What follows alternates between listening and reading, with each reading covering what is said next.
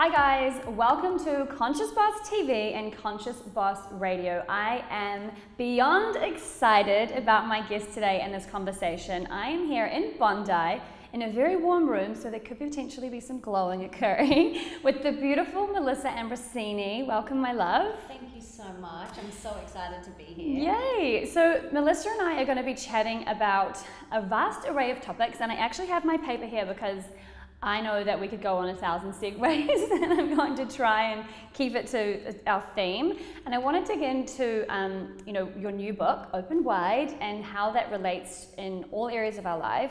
But for those of you that may not know who this beautiful woman is, this is Melissa Ambrosini, as I mentioned, and she is the author of this beautiful book here, Open Wide, and also a best-selling book, Mastering Your Mean Girl. She also hosts a beautiful #1 podcast now, The Melissa Ambrosini Show. You're a speaker, a coach. There's so many beautiful things that you do, and she's just really paving a really powerful way and space for women, and obviously also men, but primarily for women to really step into and live a powerful and purposeful and connected life. And I'm just really grateful for the space that you create and the possibility, I think, that you show for women to live into. So excited to have you here. Thank you so much. You're so welcome. Yeah, I'm excited. Yes. Is there anything that I missed off there in terms of who you are, what you do, that you'd want to share with us, or a little bit about maybe your mission and why you do what you do? So, like you mentioned, my mission in this world is to empower women to step into their full potential and be the best version of themselves. Yeah. And that looks different for every single person. And it's really about finding what that is for you and then living that. So that's what I'm really, really passionate about. Yes. I love that, because I think it's really important to remember that as well. It's like it looks different for everyone, and I think that we live in this world right now where with Instagram and social media, where we think that success has to look a certain way. And I think also now with the rise of, because I work with women in business, and with the rise of entrepreneurship and influencers and all of this world, I think there's almost become this pressure on women to have to be even more than we ever have had to be before. It's like, oh, do you have a business, and you're a mom, and you're fitness, and all of these things. So I love that you say it's like finding what it looks like for you in terms of success and how you want to live your life. Yeah, and it's about redefining your definition of success. Yeah. What is your definition of success in health, in wealth, in relationships, in self-care? And this is what Open Wide, really helps you do. It's about getting clear on all of the different areas of your life that are important, and what that looks like, what a successful business looks like, what a successful relationships look like, because we can't compare ourselves, and we live in this age of social media where comparison is par for the course, it's really common and doesn't have to be that way, and that way is not a fulfilling way. So I really want everyone to get clear on what it is for them, and then just follow that. Yeah. Have the courage to follow that, because when we live a life true to ourselves and on our path, that's when we feel fulfilled. Yes. You said something actually in this book that I just read today, and I've been reading it on my Kindle, about whenever you deny your truth, the universe comes back. And I so believe that, and I think it's really a strong thing to remember. It's like whenever we're doing something out of obligation, and we speak as well about people pleasing, and that's a big thing on my kind of horizon at the moment, and I think really big with women, this desire to people please. And also you were saying like no is a full sentence, and I actually really love that, because I think so many people and so many women show up a certain way because they think it's doing it for the parent, or for the kids, or for somebody else. So I'd love for you to sort of elaborate into, I guess, ways that women, or we, can actually become that courageous enough to honor our truth, and even also listen and hear our truth. Because I think a lot of people don't know how to even hear that voice. Is there ways that you encourage people to be able to actually hear that and then honor it, right? Because it's kind of two different things. Because it's a different voice. So your head, your inner mean girl, the inner critic, that voice is different to your intuition. Yeah. And your intuition doesn't necessarily speak to you in words, it's more feelings. You have this feeling to start this business, or you're like, Yeah. why did I move to LA? I don't know, I just had to. Yes. You know, it's a feeling, it's a pull, where this voice is more like, you can't do that, you're not good enough. You know, that more speaks to you in words, this is more feelings. And the way that we get better and better at listening to that and strengthening that is through stillness. So through meditation, through sitting with yourself and quietening down everything outside of yourself and just being in stillness, because that's when you can hear. That's why I'm such a big advocate for meditation. I practice twice a day for 20 minutes in the morning and 20 minutes in the afternoon. And what this has done for me has strengthened and dialed up my intuition. So I'm very good at listening to it now, and I can hear it really, really loudly. And people that say, I can't hear it, it's because there's too much noise. There's too much busyness, there's too much people pleasing, there's too much go, go, go, go, go, that they haven't actually stopped to let that feeling come to the surface. And that's why meditation is so important. We have to listen to that. And the more that we sit in stillness, the more we get better and better at hearing it and following it. Yeah, I love that. And the thing with this is that often these answers are the simple things, which is why I think a lot of people oversee them. It's like, oh, it can't be that simple just to get still and to tune in, you know. And one of the biggest things that I share with my clients as well is it's like, I want you to actually have the experience that you realize that you know all the answers, you know? It's like I'm guiding and supporting, same with what you do, but it's like realizing that you have the trust to actually tune in and have those answers, because you need to be able to lean on yourself in those moments, right? To kind of know where to go. I love that. And you know, this, the people-pleasing thing is it's so interesting. I think especially from the woman, because one of my clients actually asked me about a question of, you know, how to honor yourself as, you know, and look after yourself even when you have children, you know, because I know you obviously have stepson, Leo. And so it's like, because I have a lot of mums in the audience, and and I think it's very prevalent in women in general, and I think it's exaggerated with mums, as to actually, you know, because you can know what to do, but then it's like really stepping into that and actually honoring yourself first, and kind of almost, I guess, the mindset around making that okay, you know? Because even myself recently, I was going through this kind of thing with somebody, and I was putting their feelings before mine. And I was like, whoa, why am I doing that? It's like almost natural for us to put other people before ourselves. So kind of what has been some ways that you've really stepped into knowing that you need to put yourself first in those scenarios? You're so right. You know, it's very common to people please, but it's not our truth. And every time we say yes when we really mean no thank you, that plants a little bit of resentment. And it builds and it builds and it builds and it builds until one day you will just lose it at your kid who didn't even do anything. Or you'll lose it at the lady at the bank, or, you know, because resentment overcommitted builds. and exactly. And I used to be a chronic people pleaser. My mom is a Emmy award winner, Golden Globe. Is it Golden Globes? That's the acting. Yeah. Golden Globe winning people pleaser. So it's mine. She is amazing at it. And so I watched all of the women in my life, my mom, my grandma, my aunties, people please. And it got to the point where that's what I had learned, because that's what I'd watched. Until I was 24, as you know from my first book, in Mastering a Mean Girl, I talk about how I ended up in hospital.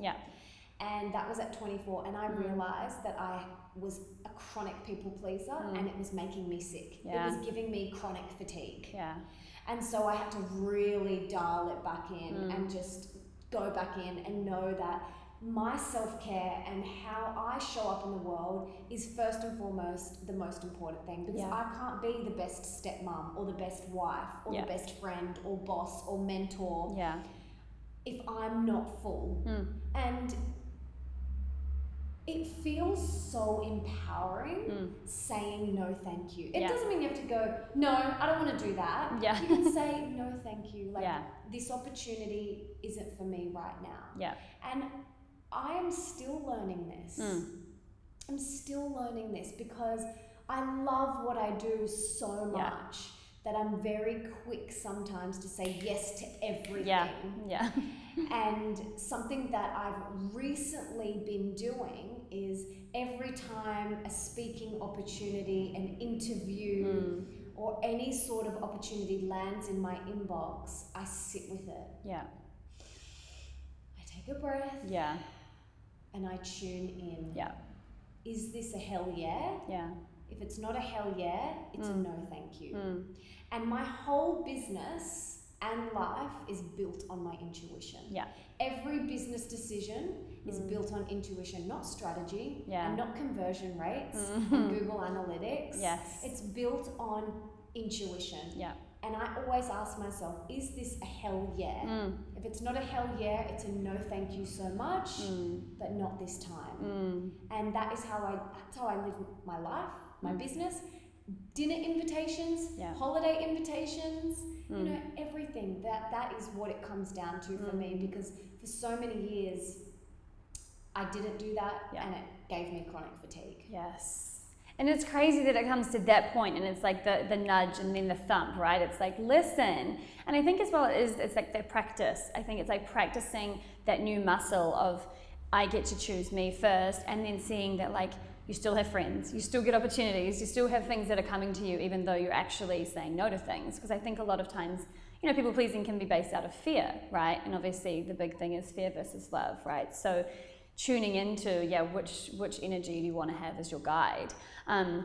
I want to jump into as well, you know, the premise of Open Wide and also what sparked you to write this book at this time. And I love that you said as well around business being based off of intuition, not numbers, not this, not that, because that's something that I see so many of my clients and my community and people and myself sometimes get so wrapped up in, and it's so overwhelming, and it takes you out of that space of being open wide, and it kind of brings you back into your head. So I love that you said that, and I love that you build your business that way, because you have built something really beautiful. So talk to me a little bit about, you know, why this book for you right now, because I think it's really relevant. It's obviously about relationships and soulful sex, which is amazing, and we're all about that. But I think there's so much relevance in all areas of our lives. So yeah, why the book for you and why now? Because I also, at the beginning, you say, you know, I remember you saying how nervous you were to write it as well and to put it out into the world. So I'd love you to speak to that a little bit. So I believe that in every moment, we're either choosing love or we're choosing fear. Yeah. We're open or we're closed. Yes. Essentially. Love, openness lives in here. Fear, closed, is in here. Yeah. And a lot of people are walking around closed off and shut off from the world, suffering in their own world, and not actually open and looking up at all of the beauty that is everywhere in nature, in this conversation, in a connection with a child, in a flower. There is freaking beauty everywhere. We're just choosing not to see it. We're choosing to close down and to do this and walk around like this, you know, and that is why this book is so important. It's because we've got to open up. We've got to come back to our heart, live from this place instead of this place. And it's a progression from mastering your mean girl. You know, we cover a lot of stuff on your relationship with yourself, because ultimately that is the most important relationship, having deep love with yourself, and then that trickles out into all of the areas of your life. But it's got to start here first. You've got to have unconditional love for yourself, and then that feeds out into all your relationships. And our relationships are our biggest spiritual assignments. Amen. They are our opportunities for growth and evolution. It's easy to cut people out of your life and go, well, you're not conscious enough, you're not awake enough, you're toxic, and turn away from those relationships. But there's an opportunity for growth there. And there's an opportunity for you to really evolve your human consciousness to step into your true power. So every relationship is a spiritual assignment, an opportunity for growth. So that's why I really wanted to write it. And as well, you know, we all have relationships. Yeah. We're in relationship to all things at all time. Yeah.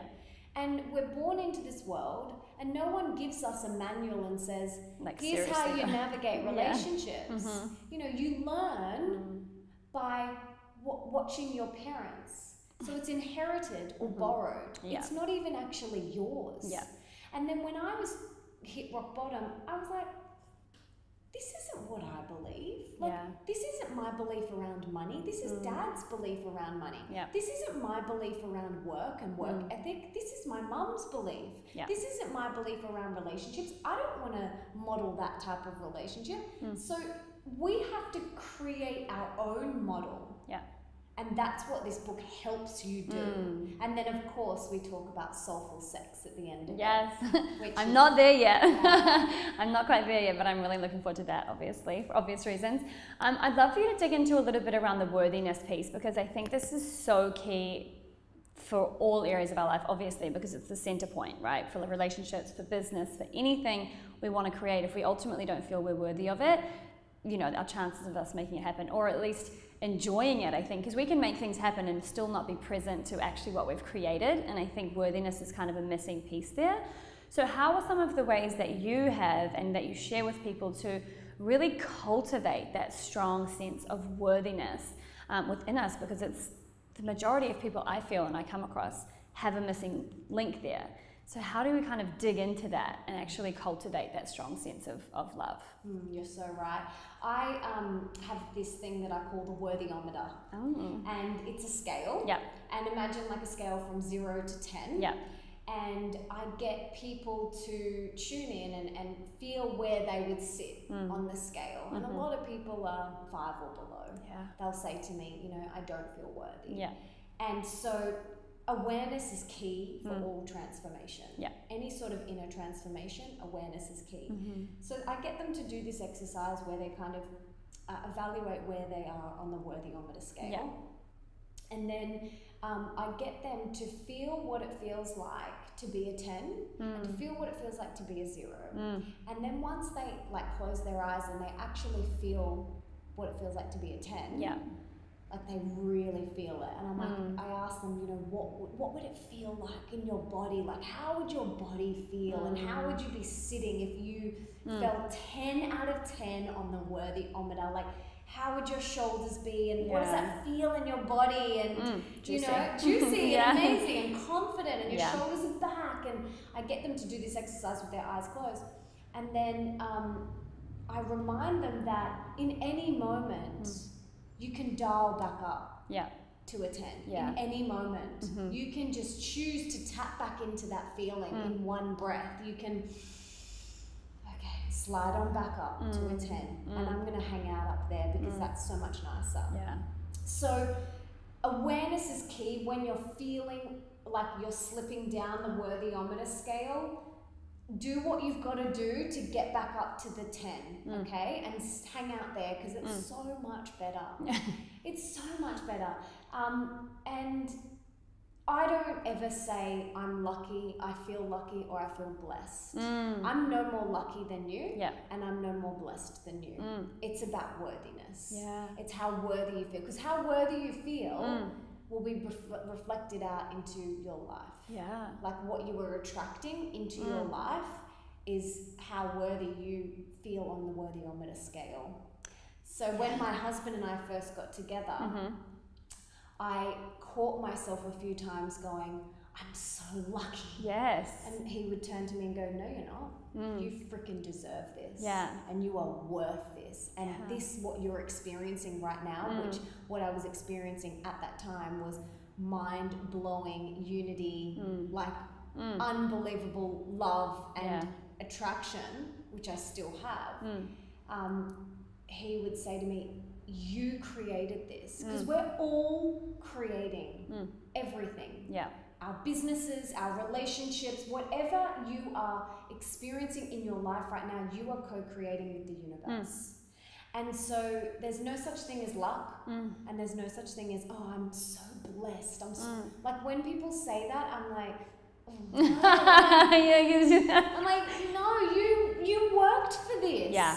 You worked your butt off. Yeah. to get to this place. You deserve it. So you will never hear those words come out of my mouth. That's great. Like I'll say to my husband, if there's something I feel so grateful. I'll say I feel so grateful to have this relationship, you know, or you know, I feel so worthy of this. And he's like, beautiful, how nice. Like, it's such a different energy. So different. To, I'm so lucky. Because then lucky and blessed, just associating from it. Outside of you. But like, I'm worthy and I'm grateful takes ownership. I created this. I co-created this with the universe. I love that. And that's actually such a subtle, and again, it's in the subtleties where the power lies. Because it's like, yeah, when you have that I'm lucky, and the unlucky thing gets me too. Because it's like, especially when people say you're so lucky, it's like, cool down, like I've worked really hard for this, like I'm not lucky. But even just saying that about yourself, like I'm so lucky, I'm so blessed even, that's interesting, because it does put you disconnected from actually having created that, which is, I think when we connect to that stuff, we do experience our worthiness, and because I think sometimes, obviously we are born worthy, but sometimes actually creating things for ourselves and attaching, you know, and actually experiencing ourselves of having created that allows us to give ourselves some credit for those things. I think we have to recognize these things too, and actually credit ourselves with them, not I'm so blessed, I'm so lucky. So that's really interesting. I've never heard anybody say that before. So I really like that. And it's scary how little or how big of an issue this is with people, this disconnection from worthiness, and really landing in that. And something that you said there that I totally agree with is, you know, having your clients have that experience, or having people have that experience of true worthiness, then you're anchored to something and you can go back there. And I think that a lot of people don't put themselves in environments where they can have that experience, you know, like they have environments that just don't reinforce that, people that don't reinforce that. You know, obviously having your husband share that with you, that's a really powerful, you know, mirror to say, no, babe, like this is how it is. And so I think it's really imperative for people to put themselves into scenarios where they can have their worthiness reflected and mirrored, and actually have that experience of themselves so they can get back there. Totally. Yeah. So I love that. I'd love to talk a little bit about your CCC, so this crystal clear communication, because this ties in with everything, and it's definitely that's something that I got a lesson of last week, really, really landed for me. So I'd love to talk about it, because I think it ties in as well with the people pleasing, because it's like, oh, I'm not really gonna say what I really want because I don't really want to piss you off, or really ask for what I need. And I think it's such a powerful concept to really step into. So I would love for you to talk about how this has changed things in your life and how you kind of have started to roll with that, and obviously a little bit more about what it is.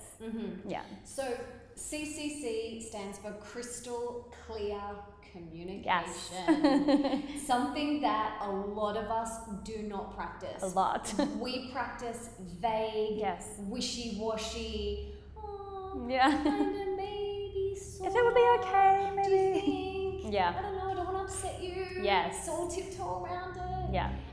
There is the only time that there is a breakdown with my husband and I, or my team, or my friends, or Leo, is when one of us has not practiced CCC. Yeah. When something goes wrong in my business, there's been a miscommunication. Yeah. We weren't clear. We weren't not just clear, crystal clear. Like you've got to actually spell it out. Yeah. And it saves so much time. It really does. Like just speaking your truth. So crystal clear communication is about opening wide and speaking from your heart, because you'll reach their heart. Yeah. If you speak from here, you're going to reach their head. So we've got to speak from our heart. And this doesn't just apply to your romantic relationship. No. Every relationship. And I've shot myself in the foot a few times. You know, there was a situation recently where, with a work situation, and I was vague, and it came back and it bit me in the ass. And I just was like, always learning. Oh my goodness. Like, I teach this stuff. Yeah. This is what I teach. But we're always learning, and we're always growing and evolving. And I think the more you practice it, the stronger that muscle gets. It's like any muscle you go to work at the gym. You want to work your biceps, they'll get stronger. And it's same with crystal clear communication. So I aim to practice it with everyone. My team, my husband, Leo, my parents. And I've really, over the past year, really opened it up with my family. So my mum and my dad and my brother. And I just literally said to them one day, I really, really want to deepen our relationship. Wow. It's very important to me. Like, I love you and I adore you and I want to get to know you more and I want to deepen our relationship. So I want to practice crystal clear communication with you. And sometimes I'll say to my brother or to my husband, I'm practicing crystal clear communication right now and I feel really vulnerable and I feel really scared and I'm actually sweating and my palms are clammy. But when you said that, it really hurt my feelings. It made me feel whatever. And I just say that to my husband and he will sit there and listen and be open and then say, thank you so much for sharing. You know, and when you come at your interactions from that place, you'll get a very different reaction. And like this morning, we literally landed late last night. No, I was thinking when I watched your Instagram, I was like, oh my God, she literally would have like got in today or yesterday. So I'm like, oh my gosh, that you're here. We landed last night from our tour around Australia. My husband and I toured around Australia doing our open wide show. He's an amazing musician and we had a show, it's almost like a musical, I guess. It had music, meditation, and motivation, and it was really, really beautiful. And we landed last night, and I was hesitant to even put that on social media because I knew all my friends would be like, let's catch up! Yes. And one of my beautiful friends messaged me and said, oh, welcome back. The tour looked amazing. So proud of you. Can we catch up? And I was just like, I have to be. I could either people please right now, and I could not practice crystal clear communication, or I could do what I'm teaching about. And I just said, oh my gosh, I'm so glad to be back. I cannot wait to see you, but I cannot commit and lock in anything. And I just can't. I said, this next week for me is all about self-care and all about filling myself back up. You know, even we had an amazing time, but traveling, it's it's a lot. You know, and being in front of all of those people as well, every single night on. And being on airplanes and that for me is like the taxing part is the airplane. Like I wish we could just like, oh my God, teleportation, like sort it out, right? Like I just want to be in Perth. Over here ready for that, like seriously. Can you please like hurry up and organize? Don't worry about Mars, okay? Like just there's other priorities. Totally. So you know, today I had to practice that again. And in your business, you know, it's so important. It is so important, and I am really clear. Like I'm very clear and in my communication, and I'll tell people, you know, I'm quite short. That's not because I don't have time. It's because I don't want to waste anyone else's time. Like I'm just like, yes, no, you know, like just get to the point. Totally. But when I'm then with people, I am fully with you. Like I love communication, I love technology, but I so prefer to be sitting side by side or in front of someone to really connect with them. You know, Instagram and all of these platforms, they're amazing. But nothing beats being in front of someone. And I think as well that I was just actually having, because this lesson really landed for me last week in my business, I realized that, you know, I was skirting around the sides with some things, and I'm usually quite, I'm a pretty direct person, you know, most of the time, and pretty clear.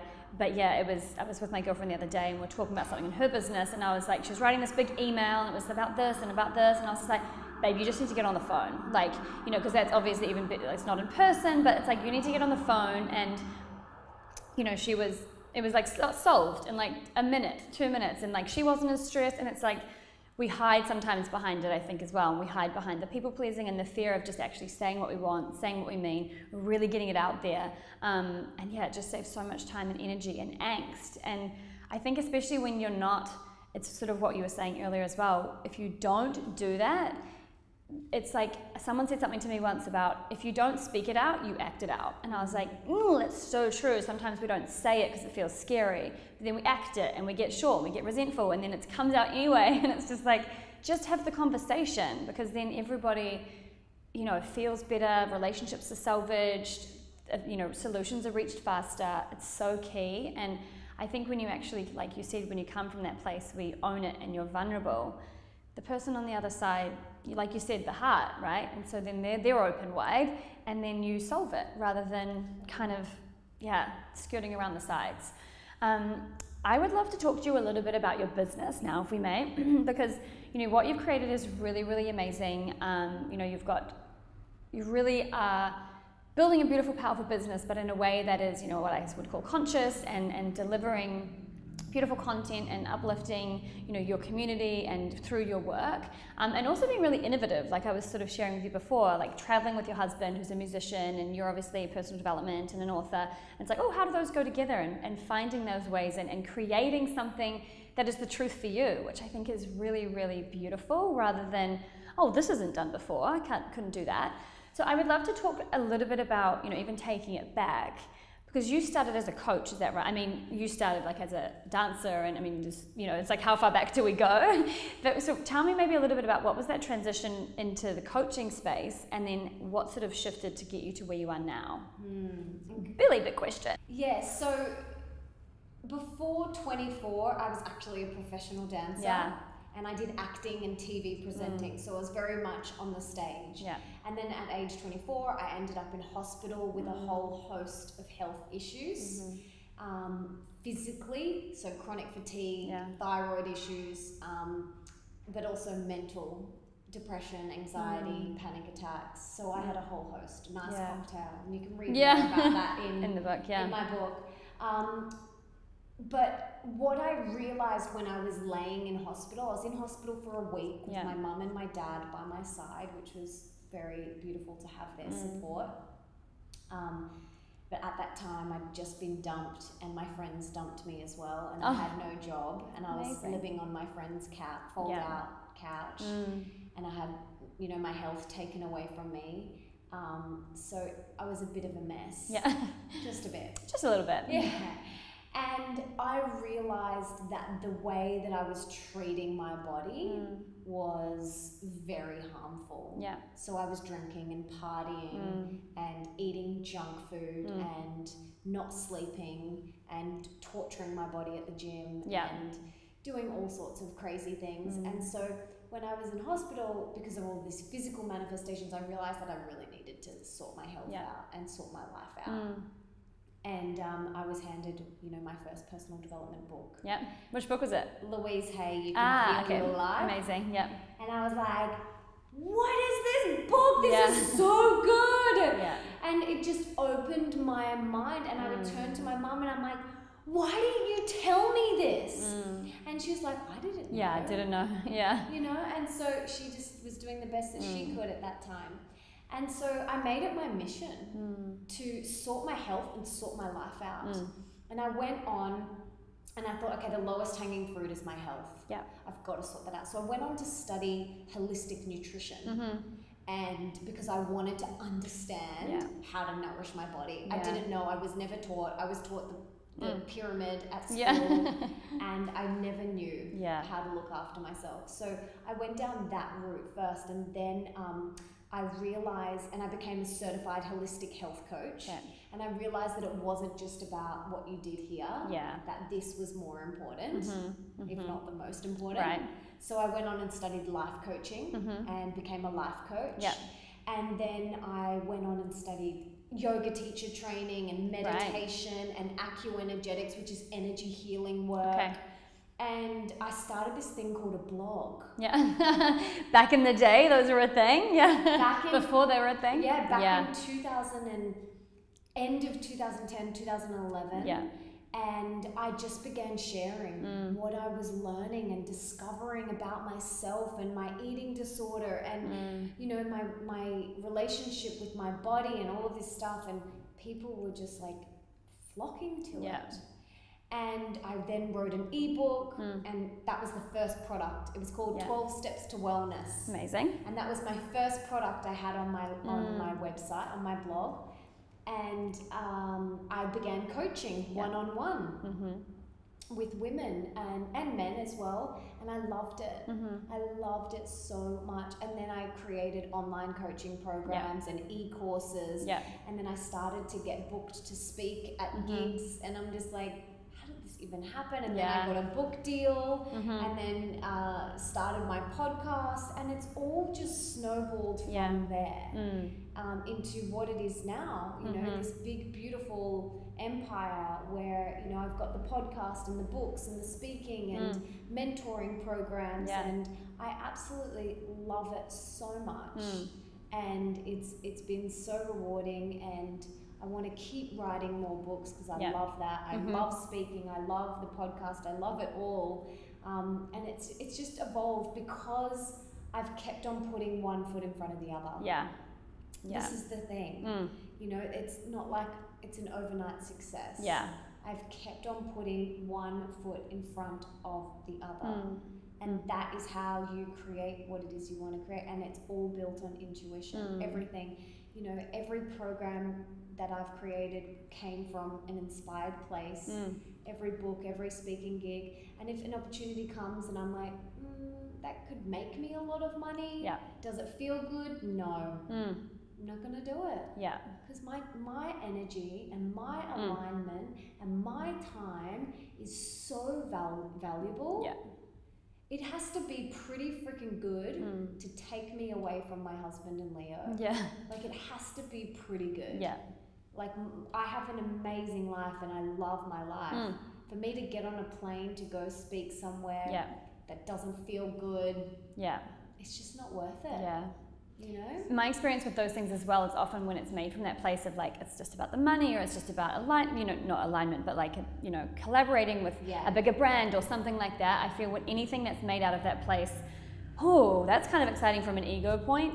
It often doesn't, you know, something falls off when that's coming from that place. So I love that that's the guide. And again, it's just, because I think I heard about you or you have seen your blog, you know, years ago, you know, and so it is just, because it's so easy for people to see what you've created now and just be like, oh, why'd she get a book deal? Why's she speaking? How is this all happening? And it's like, you know, how long have you been going? Probably like 5 years or more, 6 years now or so? Well, I started in 2011. So like 7 years, right? So it's like, you know, and that's one of the biggest things I always talk about is like play the long game, you know, like when you're wanting to start a business or like anything, it's like being committed to that long-term result, because if you just think that, you know, all of a sudden tomorrow you're going to start an Instagram and get all of this stuff happening, you know, I think that keeps people really disillusioned when 6 months or a year in, they don't have what you have or what somebody else has. And it's just like, keep moving, you know? And just start. Just start. Just start. Because if you don't start now, you'll regret it in a month. You know, start the Instagram, start the business, start now. Because it all just progresses. And you'll regret it if you don't start now.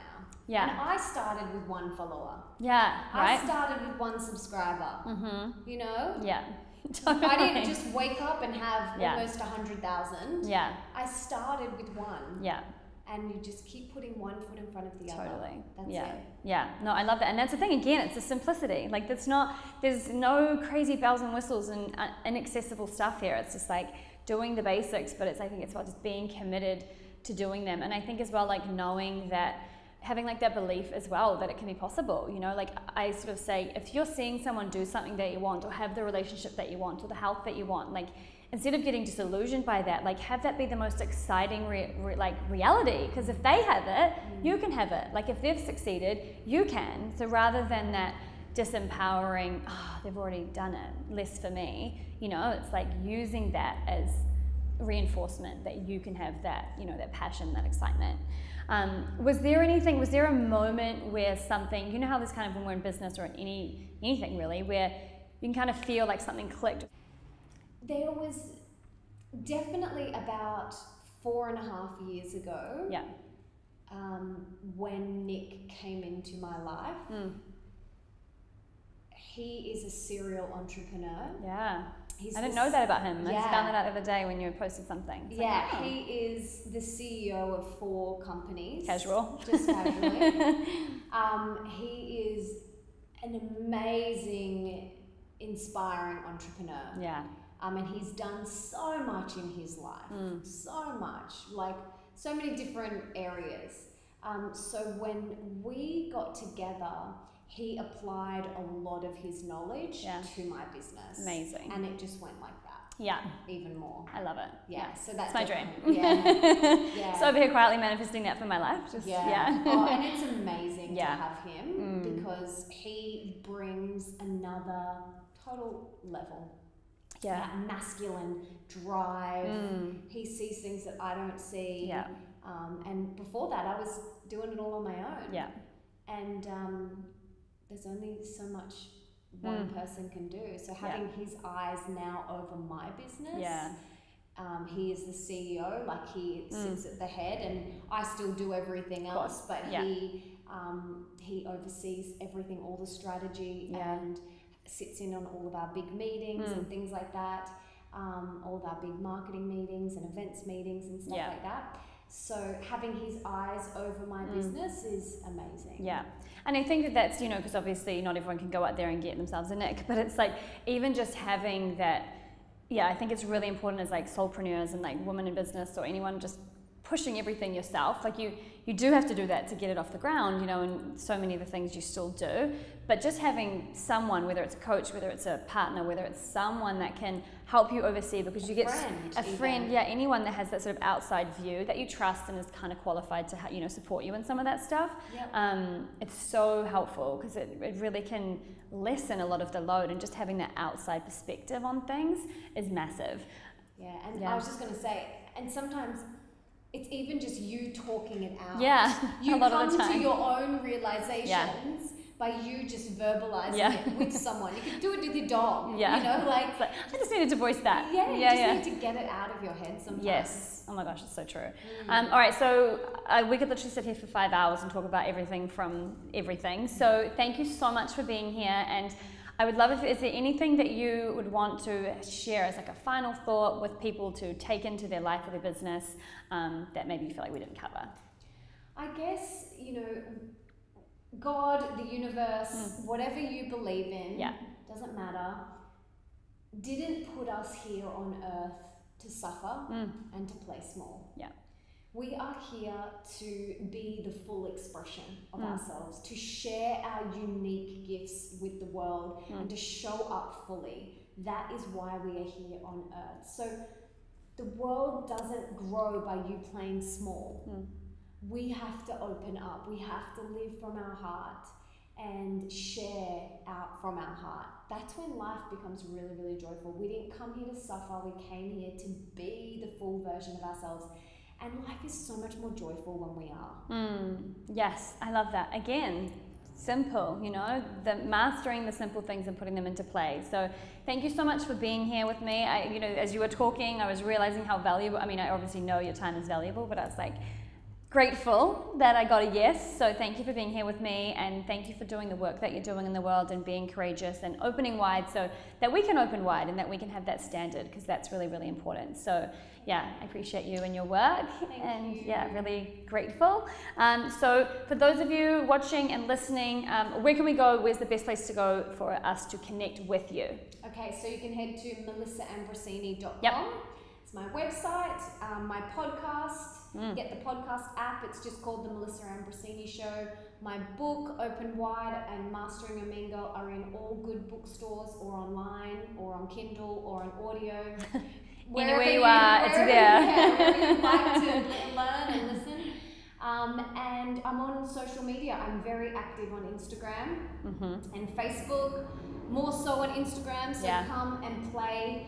I really, really, really love hearing from everyone. I try and respond to as many messages as I can get. But I love interacting and hearing people's stories. So come and say hi. I would love that. Amazing. All right, guys. Well, we will see you super soon.